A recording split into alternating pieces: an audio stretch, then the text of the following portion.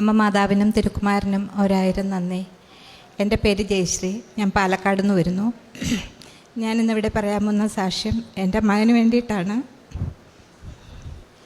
ഞാൻ ഉടമ്പടി എടുത്തത് 2023 7-ാം മാസത്തിലായിരുന്നു. അപ്പം ഞാൻ ഉടമ്പടി എടുക്കാനുണ്ടായ കാരണം മോൻ്റെ മാർക്ക് ലിസ്റ്റ് എക്സാം കഴിഞ്ഞ് അവന് സർട്ടിഫിക്കറ്റ് കോളേജിൽ നിന്ന് ഇഷ്യൂ ചെയ്തില്ല. കാരണമെന്ന് വെച്ചാൽ ഫീസ് കംപ്ലീറ്റ് ചെയ്യാൻ പറ്റിയിട്ടില്ലായിരുന്നു. 1,14,000 രൂപ ഫീസ് കംപ്ലീറ്റ് ചെയ്യാനുണ്ടായതുകൊണ്ട് ഒരു സർട്ടിഫിക്കറ്റ് പിടിച്ചു വെച്ചു. അപ്പം ഞാൻ ആദ്യം പോയിട്ട് ഇവിടുന്ന് പാലക്കാട് നിന്ന് നേരെ ട്രിവാൻഡ്രത്ത് പോയിട്ട് മന്ത്രിയെ കണ്ടു, മന്ത്രിയോട് സംസാരിച്ചു. മന്ത്രി കോളേജിൽ വിളിച്ച് പറയുകയൊക്കെ ചെയ്തു. നമുക്ക് ആ സർട്ടിഫിക്കറ്റ് കിട്ടിയില്ല. അതിനുശേഷമാണ് ഞാനിവിടെ വന്ന് ഉടമ്പടി എടുക്കുന്നത്.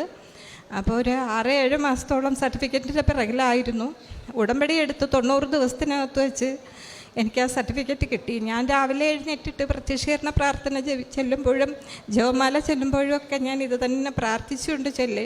ഒരു ദിവസം രാവിലെ ഞാൻ പ്രാർത്ഥിച്ചിട്ട് ഞാൻ മോനോട് പറഞ്ഞു, നമുക്കിന്ന് കോളേജിൽ പോകാം. അപ്പോൾ എന്തിനാ അമ്മ ചോദിച്ചപ്പോൾ ഞാൻ പറഞ്ഞു, ഇന്ന് നമുക്ക് സർട്ടിഫിക്കറ്റ് കിട്ടും.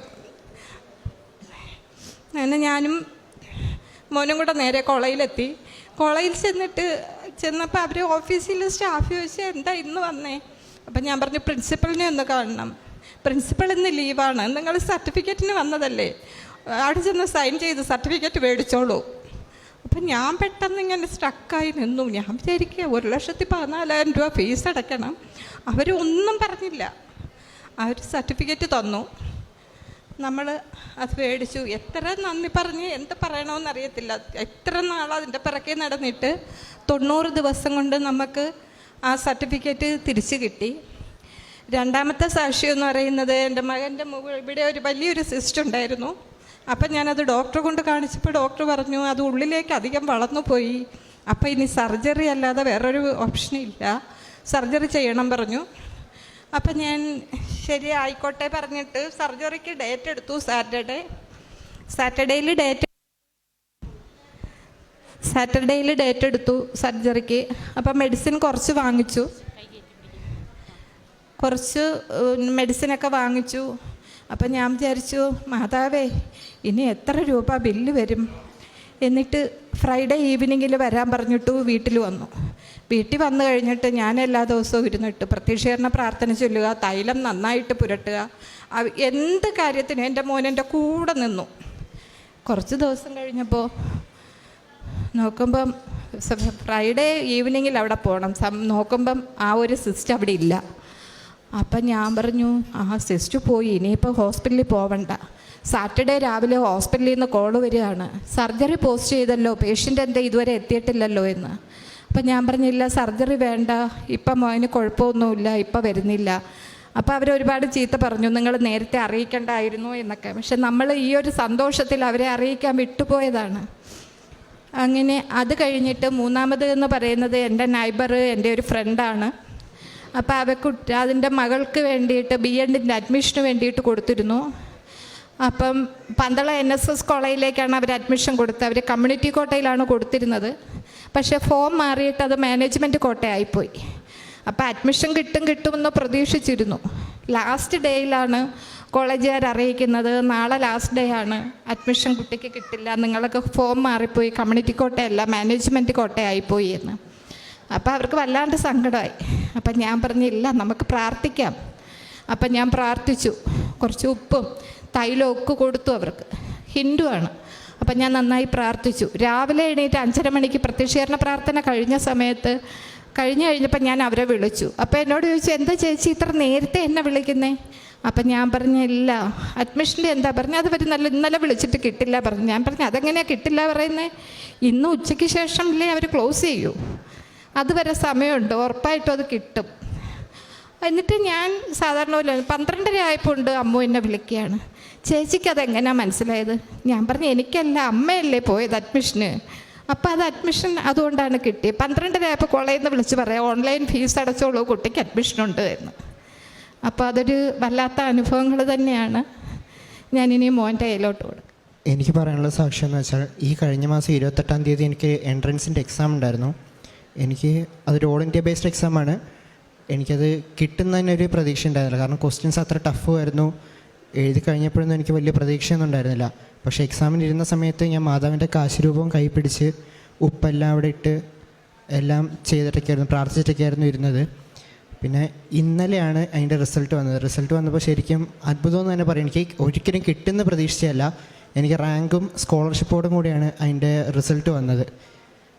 അപ്പോൾ മാതാവ് ശരിക്കും അനുഗ്രഹിച്ചിട്ടുണ്ട്. മാതാവ് കൂടുതലുണ്ട്. ഞങ്ങൾ കാരുണ്യ പ്രവർത്തനങ്ങൾ ചെയ്യാറുണ്ടായിരുന്നു.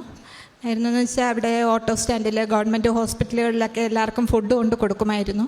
അത് കഴിഞ്ഞ് പത്രം എല്ലായിടും, ഓട്ടോ സ്റ്റാൻഡിലായാലും ബസ് സ്റ്റാൻഡിലായാലും എല്ലായിടും എല്ലാ സ്ഥലങ്ങളിലും പത്രം എത്തിക്കുകയും പ്രാർത്ഥിച്ചിട്ട് കൊടുക്കുകയും ചെയ്യുമായിരുന്നു. പിന്നെ അത് കഴിഞ്ഞ് നമ്മളെ അടുത്തൊരു വീട്ടിലൊരു ഫാമിലി ഒരു കേസിൽ പെട്ടിട്ടു.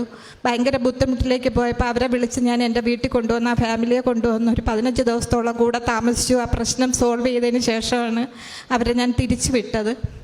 അങ്ങനെ എന്നാൽ കഴിയുന്ന എല്ലാ രീതിയിലുള്ള പ്രവർത്തനങ്ങൾ ഞാൻ അവിടെ ചെയ്യുന്നുണ്ട്. മത്തായി ശ്ലീഹായുടെ വിശുദ്ധ സുവിശേഷം 15:28 സ്ത്രീയെ നിന്റെ വിശ്വാസം വലുതാണ് എന്ന് പറഞ്ഞ് കാനാൻകാരി സ്ത്രീയെ ഈശോ പ്രശംസിച്ച് പറയുന്നുണ്ട്. തൻ്റെ മകളെ സുഖപ്പെടുത്തണമേ എന്ന പ്രാർത്ഥനയോടെ ആ അമ്മ ഈശോയുടെ അടുത്ത് വരുമ്പോഴാണ് ഈശോ താൻ എന്തിനാണ് വന്നിരിക്കുന്നത് എന്ന് ആ മകളോട് വെളിപ്പെടുത്തുമ്പോൾ ആ മകൾ പറയുന്ന മറുപടിക്കാണ് ഈശോ പറയുന്നത്, സ്ത്രീയെ നിൻ്റെ വിശ്വാസം വലുതാണ് എന്ന്. ഇന്ന് കൃപാസനത്തിൽ ഓരോ നിയോഗങ്ങൾക്കായിട്ട് ഉടമ്പടിയെടുത്ത് പ്രാർത്ഥിക്കുന്നവരെ നമുക്ക് കാണുവാൻ കഴിയും. എന്നാൽ ആ നിയോഗങ്ങൾക്കും അപ്പുറം പിന്നീട് ആ വ്യക്തികൾ ഈശോയ്ക്കും അമ്മയ്ക്കും പ്രാധാന്യം കൊടുത്ത് ജീവിക്കുന്ന അമ്മയുടെ സാന്നിധ്യത്തെ തിരിച്ചറിഞ്ഞ് നിയോഗങ്ങളല്ല, പിന്നീട് അവരുടെ അമ്മയോടുള്ള സ്നേഹക്കൂടുതൽ കൊണ്ട് അവർ ഉടമ്പടി ജീവിതം ജീവിക്കുന്നു. ആ ഒരു അവസ്ഥയിൽ എങ്ങനെയാണ് നിയോഗങ്ങൾ, നമ്മൾ വെക്കാത്ത നിയോഗങ്ങൾ പോലും സാക്ഷ്യം പറയാൻ വരുന്നവർ പറയാറുണ്ട്, ഞങ്ങൾ വെക്കാത്ത നിയോഗങ്ങളാണ് ഞങ്ങൾക്ക് സാധിച്ചത് എന്ന്. ബോണസും അലവൻസും ഒക്കെ ആയിട്ട് ദൈവം നമുക്ക് നൽകുകയാണ്. നാം ചോദിക്കുന്നതിന് മുൻപേ നമ്മുടെ പിതാവ് അറിയുന്നുണ്ട് നമ്മുടെ കാര്യങ്ങൾ. അതിന് എന്താണ് നമുക്ക് ഏറ്റവും ആവശ്യമെന്ന് വ്യക്തമായിട്ട് അറിയുന്ന ദൈവം നമുക്ക് ആദ്യമേ തരുന്നത് അവിടുത്തെ പദ്ധതി അനുസരിച്ചുള്ള കാര്യങ്ങളാണ്. ഇവിടെ സർട്ടിഫിക്കറ്റിൻ്റെ കാര്യവും അതിന് എന്തുമാത്രം പൈസ കൊടുക്കണമെന്ന് പറഞ്ഞു എന്നും പിന്നീട് 1 രൂപ പോലും കൊടുക്കാതെ സർട്ടിഫിക്കറ്റ് എങ്ങനെ ലഭിക്കുന്നു, അതുപോലെ തൻ്റെ മകൻ്റെ അഡ്മിഷൻ്റെ കാര്യങ്ങൾ, ഈ മകന് ഇപ്പോൾ റിസൾട്ട് വന്നപ്പോഴൊക്കെ എങ്ങനെയാണ് ഏറ്റവും നല്ല രീതിയിൽ സ്കോളർഷിപ്പോട് കൂടിയുള്ള അഡ്മിഷനൊക്കെ ലഭിക്കുവാനൊക്കെ ഇടയായത്, ഇതെല്ലാമാണ് നാം കേട്ടത്. നാനാജാതി മതസ്ഥരായ മക്കളാണ് വന്ന് സാക്ഷ്യം പറയുന്നത്, ഉടമ്പടി എടുത്ത് സാക്ഷ്യം പറയുന്നത്. അവർ പിന്നെ ഉടമ്പടി ഒരു ആഘോഷമാക്കി ജീവിക്കുകയാണ്. അവർക്ക് ആ ഉടമ്പടിയിലൂടെ കിട്ടുന്ന കൃപകൾ അതാണ് ഓരോ അനുഭവ സാക്ഷ്യങ്ങളായി പറയുക. നമുക്ക് ഈ കുടുംബത്തെ സമർപ്പിച്ച് ഈ കുടുംബത്തിന് ലഭിച്ച കൃപകൾക്ക് കരങ്ങളടിച്ച് ഈശോയ്ക്കും അമ്മയ്ക്കും നന്ദി പറയാം. അത്യപൂർവ ദൈവാനുഭവങ്ങൾ ഇനി നിങ്ങൾക്കും സ്വന്തം. ഈ യൂട്യൂബ് ചാനൽ ഇതുവരെ സബ്സ്ക്രൈബ് ചെയ്തിട്ടില്ലെങ്കിൽ ഇപ്പോൾ തന്നെ സബ്സ്ക്രൈബ് ചെയ്യുക. ഈ വീഡിയോ ഇപ്പോൾ തന്നെ നിങ്ങളുടെ സുഹൃത്തുക്കൾക്ക് ഷെയർ ചെയ്തുകൊണ്ട് കർത്താവിൻ്റെ പ്രേക്ഷിതരാകുക.